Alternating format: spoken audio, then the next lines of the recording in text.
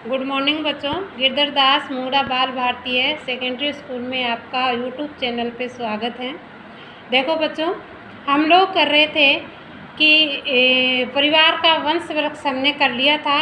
इसमें आनंदाराम क्या थे? परदादाजी थे, फिर मोतीलाल दादाजी थे, जगदीश जी पिताजी थे और संजना स्वयं था। तो परदादाजी कौन हो गए थे? जो दादाजी के पिताजी थे वो परदादाजी हो गए थे।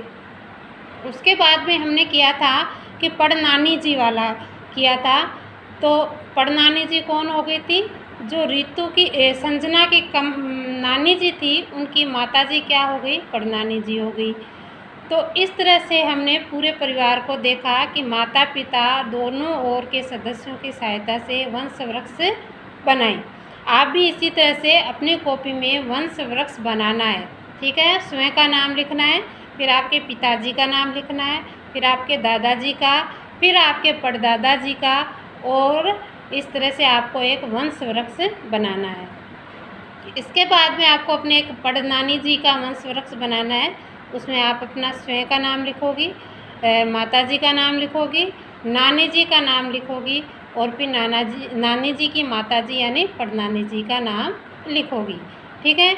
इस तरह से आप लोग ये दो काम आपको बनाने हैं, परिवार का वंश वृक्ष जिसे कहते हैं, ठीक है। जैसे आपके बुक्स में दिया हुआ है सेम वैसे ही बनाना है, सिर्फ नाम चेंज करने हैं। उसमें आपके स्वयं के पिताजी, दादाजी, परदादाजी का नाम लिखना है और ख़ुद की माताजी, नानी जी और पड़नानी जी का नाम लिखना है। अब देखो आगे देखो, अब हम इसके अंदर क्या क्या चर्चा करेंगे कि एकल परिवार बनने के क्या क्या कारण हैं, यानी एक परिवार बनने के, संयुक्त परिवार और एकल परिवार में क्या अंतर है, समय के साथ त्यौहार मनाने के तरीक़ों में क्या क्या बदलाव आए, यानी इस बात पर हम चर्चा कर सकते हैं कि एकल परिवार बनने के क्या कारण है।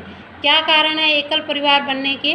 कि जो परिवार है वो अपने उच्च शिक्षा के लिए या अपना व्यवसाय चलाने के लिए वो शहरों की ओर पलायन कर गए। इसलिए शहरों के जो अधिकतर छोटे छोटे मकान हैं उसमें लोग रहने लगे और वो एकल परिवार के अंदर रहने लग गए, ठीक है। एकल परिवार बनने के क्या कारण है, समझ में आ गया। फिर संयुक्त परिवार और एकल परिवार में क्या अंतर है। संयुक्त परिवार के अंदर कौन कौन रहते हैं? दादा दादी, चाचा चाची, ये सब उनके बच्चे, ये सब एक साथ रहते हैं, वो होता है संयुक्त परिवार। और एकल परिवार कौन होता है? जिसमें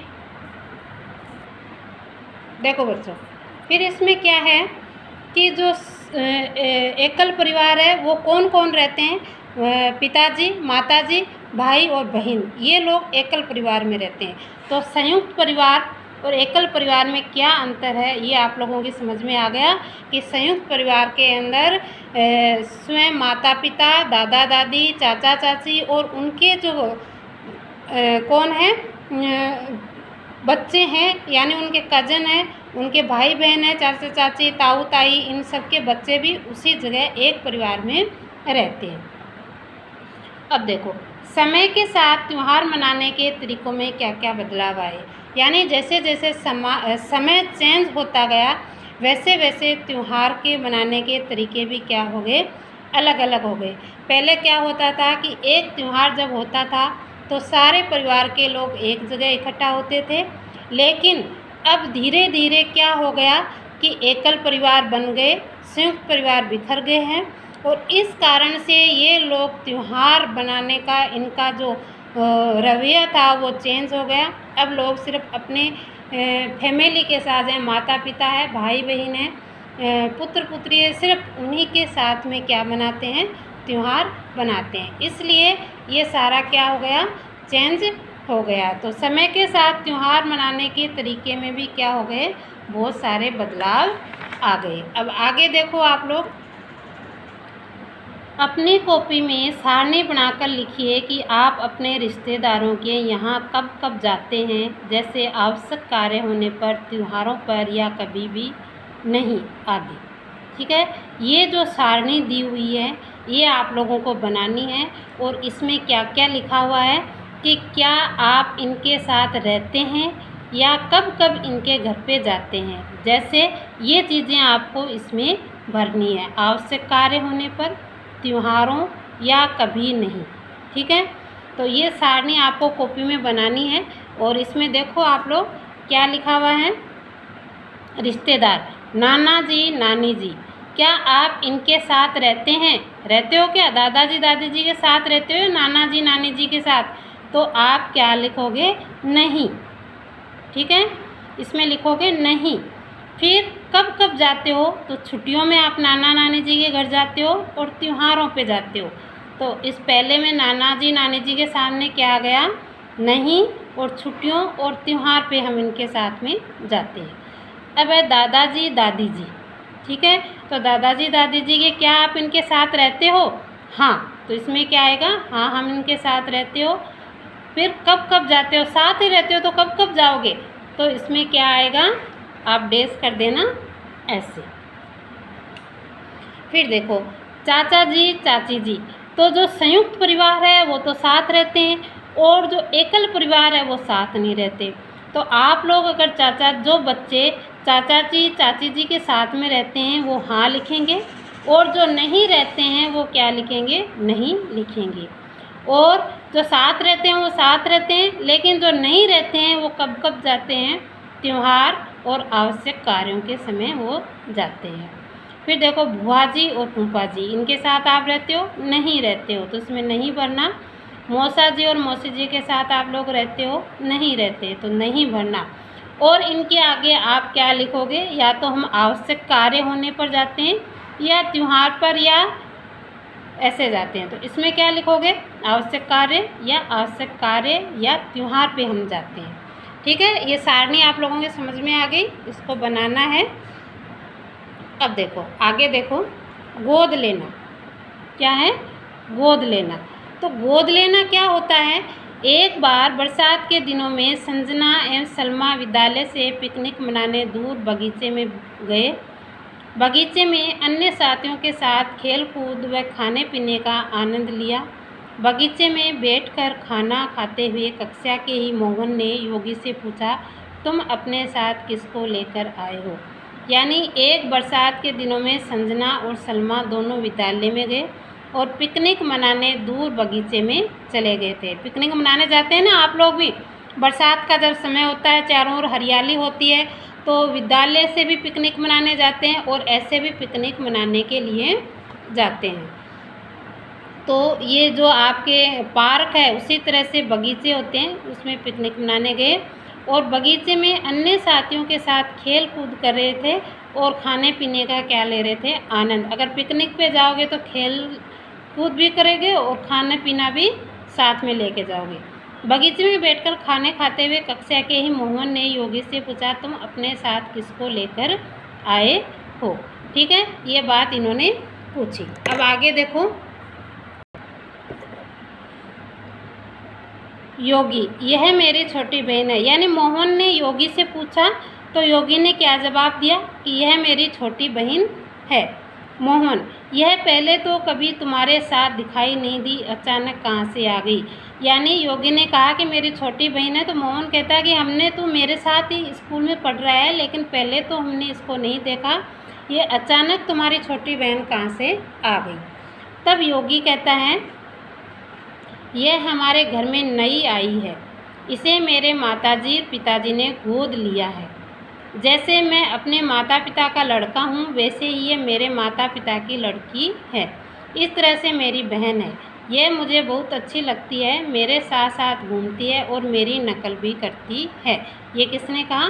योगी ने कहा कि मेरे घर में नई है, मेरे माताजी पिताजी ने इसको गोद लिया है, जैसे मैं उनका लड़का हूँ वो उनकी लड़की है और इस नाते वो मेरी बहन है, और ये मुझे बहुत अच्छी लगती है क्योंकि मेरे साथ खेलती है, घूमती है और मेरे साथ साथ में क्या करती है? नकल भी करती है। अब आगे देखो आप लोग, किसी रिश्तेदार या अन्य के बच्चे को कानूनी संरक्षण प्रदान करना गोद लेना कहलाता है। ये गोद लेना क्या हो गया? गोद लेने का मतलब किसी रिश्तेदार या अन्य के बच्चे को कानूनी संरक्षण प्रदान करना गोद लेना कहलाता है। यानी किसी रिश्तेदार के बच्चे को गोद लेते हैं और वो भी किस कारण से? कानून के द्वारा लेते हैं, तो वो क्या हो गया? गोद हो गया। अब आगे देखो, सोचिए और बताइए। यदि आप एकल परिवार में रह रहे हैं और आपकी माँ 2-3 दिन के लिए बाहर जाती है, तब आप कैसा महसूस करोगे, कैसा करोगे? जब एकल परिवार है और एक ही माँ है, कोई और है नहीं, तो आप दुखी होगे। जिन बच्चों के माता पिता नहीं होते, उनकी देखभाल के लिए सरकार द्वारा संचालित विद्यालय, आश्रम, छात्रावास ये क्या है, खोले गए हैं। जैसे अभी कोरोना काल चल रहा था, तो कई बच्चों के पेरेंट्स हैं वो इस कोरोना काल महामारी के ग्रास में चले गए, ख़त्म हो गए। तो इन कारण से ऐसे बच्चे हैं, उनके लिए कई ऐसे विद्यालय हैं, कई आश्रम हैं, कई छात्रावास हैं जो इनके लिए खोले गए हैं और वे बच्चे वहाँ पे रहते हैं। अब आगे देखो बेटा, कौन किसके जैसा, यानी कई बार कहते हैं ना हम लोग, ये बच्चा किस पे गया है, अपनी मम्मी पे गया है या पापा पे गया है या परिवार के अन्य सदस्यों पे गया है। तो कौन किसके जैसा। संजना और उसकी बहन पिंकी अपनी माँ के साथ मामा की शादी में गई। वहाँ उसकी मौसी जी भी आई। उसके गोद में एक छोटी सी बिटिया थी। माँ देखो यह कितनी सुंदर है, अरे देखो देखो इसकी नाक तो नानी जैसी है, आंखें इसके चाचा जी जैसी है, गोरा रंग दादी जी जैसा है और इसके भाई के चेहरे का रंग तो हल्का और सांवला है। यानी कौन किसके जैसा है। क्या कह रही है कि संजना और उसकी बहन पिंकी अपनी माँ के साथ मामा की शादी में गई थी, ठीक है। तो वहाँ उसकी जो मौसी जी आई हुई थी, मौसी जी कौन हो गई, माँ की बहन जो है वो क्या हो गई, मौसी जी हो गई। उसके गोद में एक छोटी सी बिटिया थी। माँ देखो ये कितनी सुंदर है, अरे देखो देखो इसकी नाक तो नानी जैसी है। और क्या कहती है माँ, ये देखो कि ये कितनी सुंदर है और ये देखो इसकी नाक तो किसके जैसी है, नानी के जैसी है, आंखें इसके चाचा जी जैसी है, गोरा रंग दादाजी जैसा है और इसके भाई के चेहरे का रंग तो हल्का सांवला है, ठीक है। ये चित्र दिया हुआ है, इसमें माँ, पिंकी और मौसी है। अब आगे देखो, एक सारणी दी हुई है नीचे, पता कीजिए और लिखिए आपके कौन कौन से शारीरिक लक्षण आपके परिवार के किस सदस्य से मिलते हैं, अपनी कॉपी में लिखिए। यानी लक्षण और किसके जैसा। आपका जो चेहरा है वो किससे मिलता जुलता है, ये आपको लिखना है। आपकी आँखें किससे मिलती जुलती है, आपकी नाक किससे मिलती जुलती है और आपके बाल, कान, रंग ये सब किससे मिलते जुलते हैं, ये आपको एक सारणी बनानी है। अब आगे देखो, संजना ने अपनी माँ से पूछा, माँ मेरी कक्षा में अंजलि बाएं हाथ से लिखती है लेकिन उसकी लिखावट बहुत सुंदर है। संजना है वो अपनी माँ से कहती है कि मेरी कक्षा में एक अंजलि नाम की लड़की है, वो अपने बाएं हाथ से लिखती है और हम कौन से हाथ से लिखते हैं, दाहिने हाथ से लिखते हैं। तो ये बाएं हाथ से लिखती हैं लेकिन उसकी लिखावट क्या है, बहुत ही सुंदर है। इसके लिए उसे इनाम भी दिया गया। मैंने उनसे पूछा कि तुम दाएं हाथ से क्यों नहीं लिखती हो, हम सब तो दाएं हाथ से लिखते हैं। उसने कहा मैं सभी कार्य बाएं हाथ से करती हूँ, मैंने दाएं हाथ से लिखने का प्रयास किया, नहीं लिख पाती हूँ। बच्चों कई बच्चे ऐसे होते हैं कि उनका दाहिना हाथ चलता है ज़्यादातर